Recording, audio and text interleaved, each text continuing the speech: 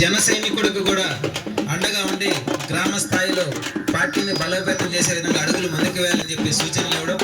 అందులో భాగంగా మొట్టమొదట ఏదైతే సర్వేపల్లి నియోజకవర్గానికి తలకాయ లాంటిది ఈ పొదలకూరు మండలం. ఈ పొదలకూరు మండలంలో అనేక సమస్యలపై అనేక సందర్భాల్లో నేను గత 5 ఏళ్ళు పోరాటం చేశా. ఆ పోరాటంలో కొన్ని ఆపగలిగాం.